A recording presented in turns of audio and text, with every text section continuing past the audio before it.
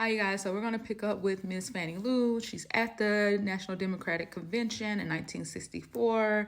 And LBJ, he does a press conference when Miss Hamer is speaking about her experiences so that he could block other people from viewing it, but it backfires because what God has for you, God has for you. And it was shown at prime time. In her speech, she did talk about the beating that she got in Winona for helping other people register to vote in 1963. The photograph that I had showed previously was a picture after she was released with the knot upside her head, and that was from the FBI. Then there was also, she talked about how she was fired and disenfranchised for trying to vote in 1962 and the hoops that she had to jump through just to register to vote in 1962.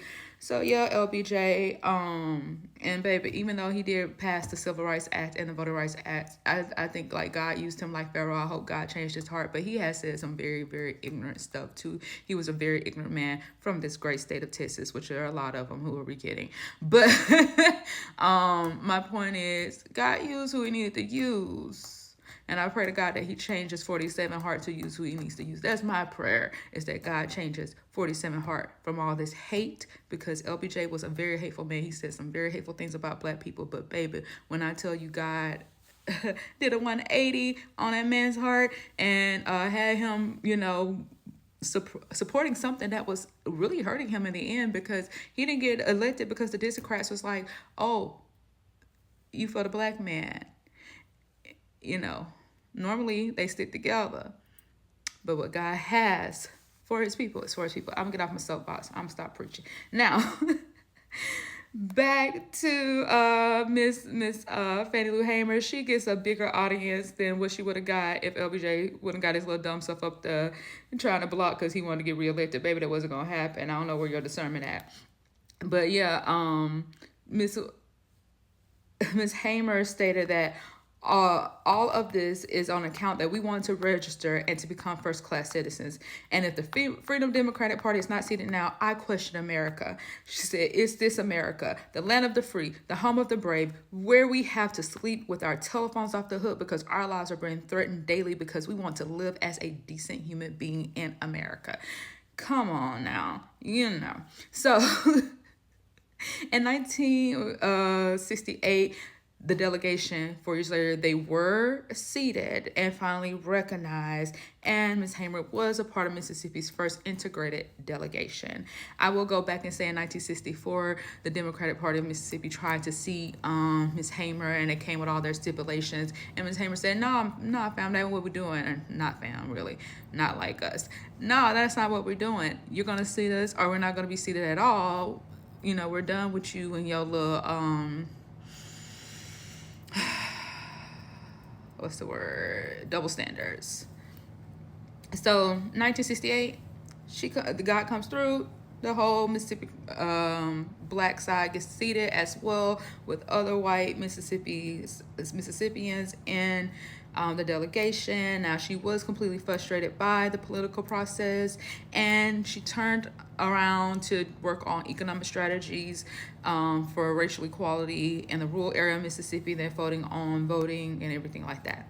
So in 1968, she began a pig bank to provide free pigs for black farmers to breed, raise, and slaughter. A year later, she launched the Freedom Farm Cooperative, buying up land that blacks could own and farm collectively. With the assistance of other donors, such as singer Harry Belafonte, she raised enough funds to purchase 640 acres and launch a co-op store, boutique, and sewing enterprise. Ms. Fannie Lou also single-handedly ensured that 200 units of low-income housing was built. Many still exist today in Ruleville, Mississippi, which is in Sunflower County, and the FFC lasted until the mid-1970s, and at its best, it was the largest employer in Sunflower County of its time. So great entrepreneur as well was Miss Fannie Lou. Now, she did travel extensively, giving powerful speeches on behalf of civil rights. In 1971, Ms. Hamer helped found the National Women's Political Caucus. Ms. Hamer does go on to receive honorary degrees from Shaw University, Columbia College in Chicago, Tougaloo, which is which is in Mississippi, home state, and Howard University, Atlanta. So she did also receive other awards like the George W. Collins Award for Community Service from the Congressional Black Caucus, as well as the the Paul Robeson Award from Alpha sorority, and the Mary Church Terrell Award from Delta Sigma Theta sorority, and the National Sojourner Truth Meritorious Service Award, and inducted into the National Women Hall of Fame in 1993. Ooh, that was a mouthful. There's also a Fannie Lou Hamer Institute, an Institute of Human and Civil Rights Interdisciplinary Connection Center, and a Fannie Lou Hamer Freedom High School in the Bronx, New York, both named in her honor. Now, unfortunately, Ms. Hamer did die of complications of heart disease and breast cancer on March 14, 1977, at the age of 59 at Taborian Hospital in Mount Bayou, Mississippi. There is a statue of her next to her gravesite, and it's called the Fannie Lou Hamer Memorial Garden. She does have the quote here that says, and it's one of my favorites, "I'm sick and tired of being sick and tired." Now, Ms. Hamer had stated this during a speech where she was invited to a rally for Mr. Malcolm X, in which she was at this place called the Institutional CME Church in Harlem. And on December 20th, 1964, she speaks about her experiences with dealing with civil rights and white supremacy and just trying to become an equal citizen. In 1967, Rouville, Mississippi. Now here's a picture of Ms. Hamer in Rouville, Mississippi, which the city did name October 31st as Fannie Lou Hamer Day. This occurred in 1976, so at least she was alive to see that happen. Now, interesting enough, in 2022,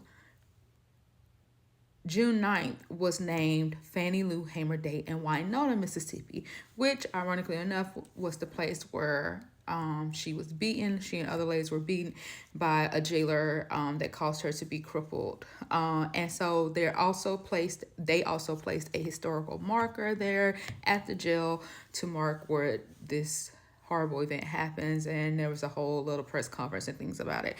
Now, in Jackson, Mississippi, there is a Fannie Lou Hamer landmark because she, like I stated, was an amazing Mississippian and did amazing things for not only Black people, but the economic situation of those who lived in the Delta, and a big employer of a county. Like, amazing. So, sorry just to keep saying that. And I do want to wrap up by stating 48 years after Mrs. Hamer's death, President Joe Biden awarded the Presidential Medal of Freedom, the highest award in the nation, to Miss Fannie Lou Hamer.